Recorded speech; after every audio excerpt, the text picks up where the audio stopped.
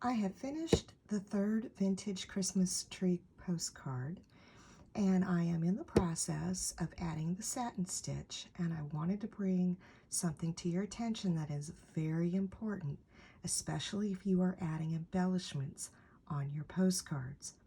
Make sure that you allow for clearance of your presser foot. Small seed beads can be managed on the outside, or actually on the inside of the card, which would be from viewing in the video, your left.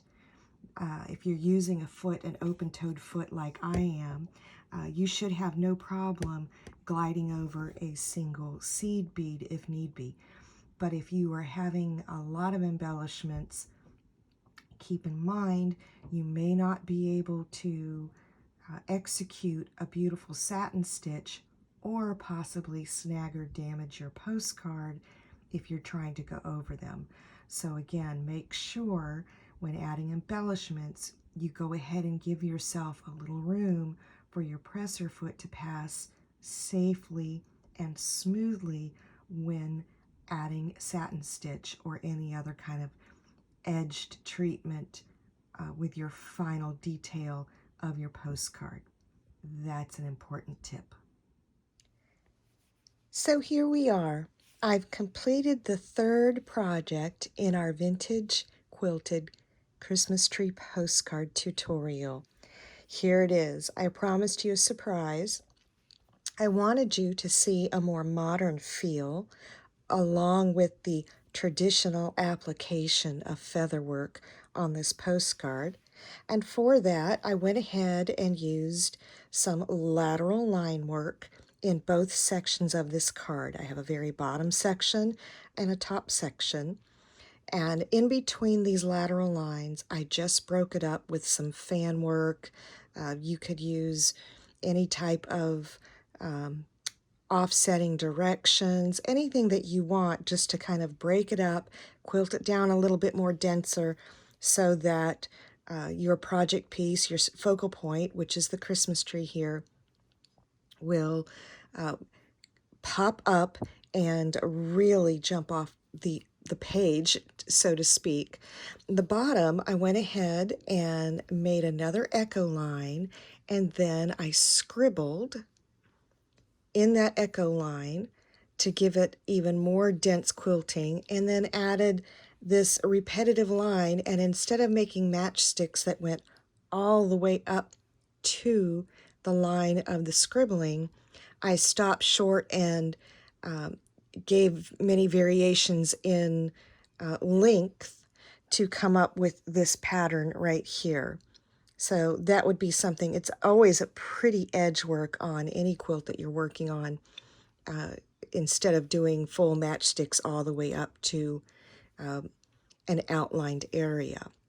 The trick to this, though, just so that you know, is it doesn't show off as well if it were just a single echo line like I had before. The scribbling in the extra width area of the double echo line is what really makes this background fill have character and take on its own identity. So there's the final product. Instead of trying to embellish this, because I believe that the quilting really makes the statement here, along with the hand dyeing, down these parallel lines. I hope the camera catches this if I kind of tilt it a little bit. But you should be able to see I went back and added a second line down these lines after I did the original quilt work, and did that in metallic silver, a metallic thread, a specialty thread. So it adds another detail to this.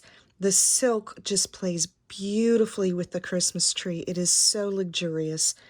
This is the final product. And again, there's the back. Don't forget to sign your work. Now that you're finished with your postcard, what do you do with it? Well, there's many things that you can do with your postcards. You can keep it for yourself. It makes a wonderful home decor decoration. So you can put these up on a small photo easel anywhere in your home or office. You can gift them, just as I said, for the purpose of artwork. You can also send them through the mail, and I will go over that with you in just a moment. Remember, there's the availability to either stamp something extra on here or write a handwritten note to the receiver of your postcard.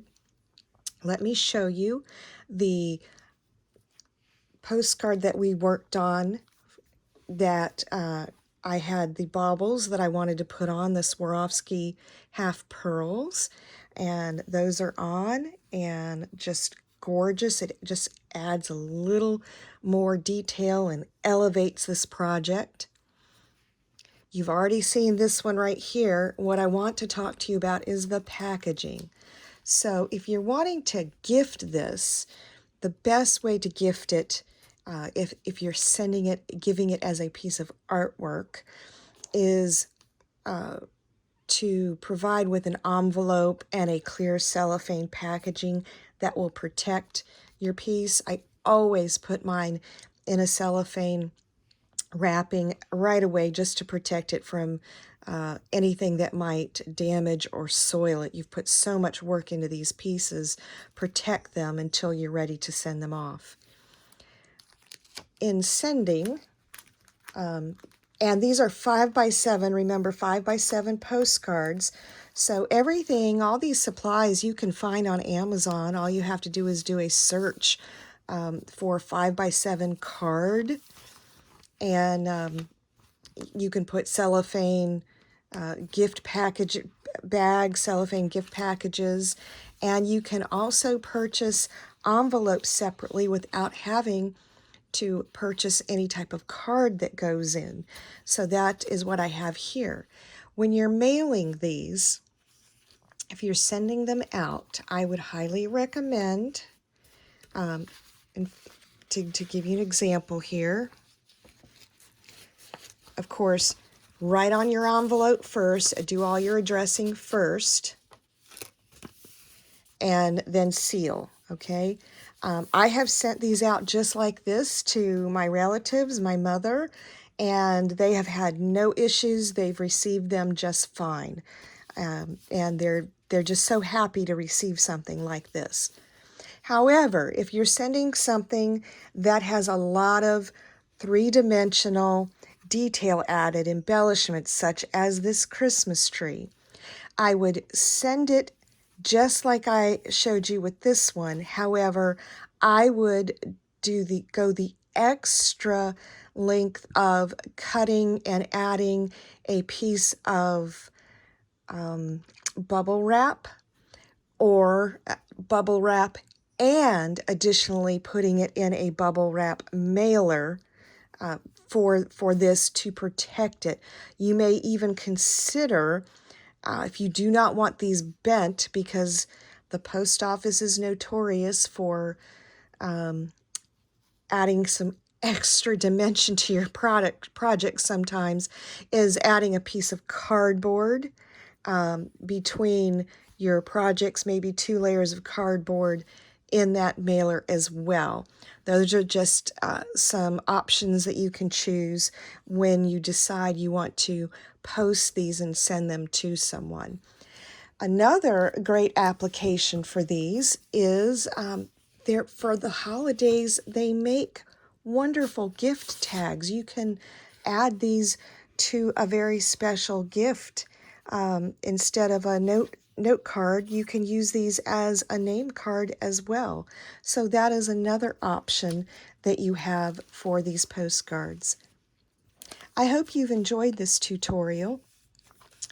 We've come full circle learning how to take a piece of vintage damask, whether it be a napkin like we've used here, a tablecloth. This actually right here came from a tablecloth, I believe.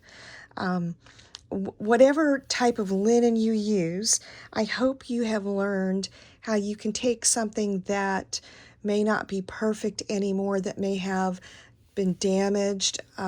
Don't be afraid to use something new. I find vintage items that are brand new in packages that have never been removed, that may have some yellowing from time and just need some proper spa days or laundering, that you can transform into something that is beautiful, that's an heirloom that you can pass along to the next generation as a form of artwork. That's my passion, that people learn how to utilize these materials instead of throwing them away. And I really hope that you can take these techniques that I have shown you with these Christmas cards and apply them to any time of the year or any occasion that you may wish to use them for. I hope you've enjoyed this tutorial. I look forward until the next time that we do something together. And please let me know how you do. Share your work. I'd be thrilled to see how you get along with your own quilted vintage postcard that you make and design yourself. Take care, everyone.